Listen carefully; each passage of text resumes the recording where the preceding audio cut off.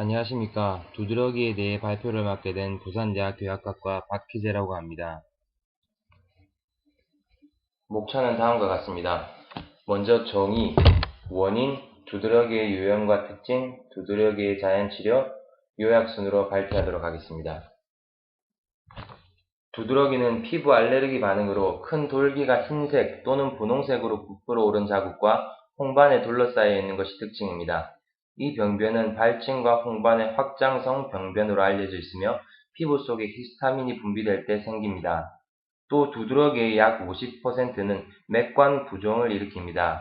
맥관 부종이랑 두드러기와 유사하지만 피부 아래 조직과 관련 있는 발진으로 두드러기보다 발진 부위가 더 큽니다. 두드러기의 근본 원인은 비만세포나 호염기구에서 분비되는 염증 매개체와 관련이 있습니다. 비만세포는 전신에 널리 분포하는데 특히 피부 소혈관 가까이에서 많이 발견됩니다. 반면 호염기구는 혈액을 순환합니다. 전형적인 알레르기 반응은 비만세포와 호염기구에 결합하는 알레르기성 항체 IgE와 항원복합체 때문에 생기며 히스타민과 염증성 성분들의 분비를 자극합니다. 두드러기의 유형은 크게 신체 두드러기, 약물 유발 두드러기, 식품 알레르기 두드러기, 식품 첨가제에 의한 두드러기, 감염에 의한 두드러기, 스트레스에 의한 두드러기 등이 있습니다. 먼저 신체 두드러기에 대해 살펴보겠습니다. 두드러기는 신체 상태에 대한 반응의 결과로 발생할 수 있습니다. 신체 두드러기의 가장 흔한 형태는 피부 표기증, 콜린, 한랭 두드러기입니다. 그 밖에도 비록 흔하진 않지만 접촉성, 일광성, 압박성, 열 접촉성, 수성, 진동성, 운동 유도성 같은 두드러기 또는 맥관 부종의 형태가 있습니다. 여기서는 가장 흔한 형태의 두드러기만 다루겠습니다. 피부 표기성 두드러기는 적절한 압박이 가해지기만 하면 아주 빠르게 진행되며 가장 잘 걸리는 두드러기 형태입니다. 국소적으로 나타나며 여성이 남성보다 발생률이 2배가 높습니다.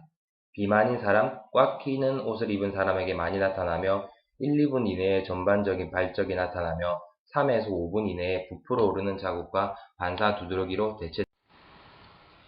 흔히 땀띠 발진으로 불리기도 하는 콜린성 또는 열 반사 두드러기는 신체 두드러기에서 두 번째로 흔한 형태입니다.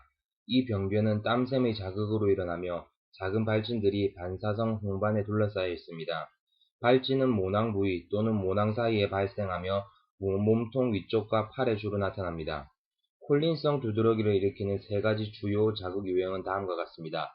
첫째, 수동적인 과열, 둘째, 신체 운동, 셋째, 감정적 스트레스입니다. 신체 운동을 제외한 일반적인 유발 요인으로는 온욕, 사우나, 매운 향신료 섭취, 알코올성 음료 섭취 등이 있습니다. 두통, 눈물, 오심, 구토, 현기증 등의 전신 징후가 일어날 수 있습니다. 다음은 한랭 두드러기입니다. 한랭 두드러기는 차가운 물질, 물, 공기에 닿았을 때 일어나는 피부 두드러기 반응입니다. 병변은 보통 접촉 부위로 제한되며 찬 물질을 제거한 후 몇 초에서 몇 분 이내에 피부가 다시 따뜻해지면 발생합니다. 접촉 물질의 온도가 낮을수록 반응은 더 빠릅니다.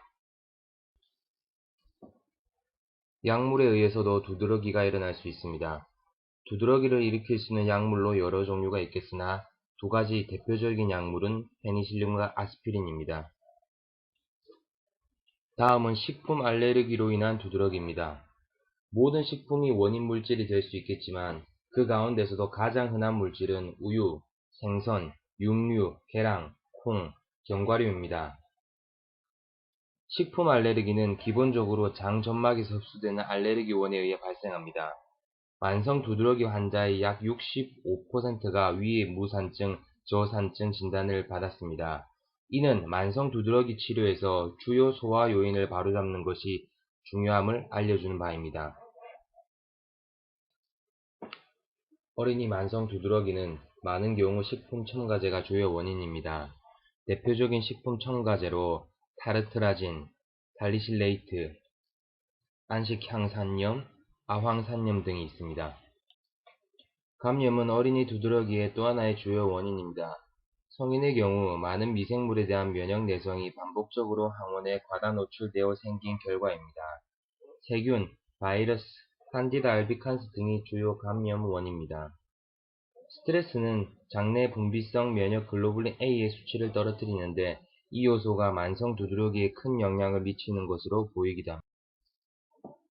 두드러기의 자연 치료입니다. 두드러기의 치료 목표는 간단합니다. 히스타민과 그 밖의 알레르기 성분 분비를 유발하는 요소를 규명하고 제거하는 것입니다. 앞에서 말한 바와 같이 스트레스, 식품 알레르기, 식품 첨가제, 약물이 모두 두드러기의 주요 원인입니다. 최고의 진단요법은 제한시기입니다. 가장 엄격한 제한시기에서는 물, 어린 양고기, 쌀, 배, 채소만을 허용합니다.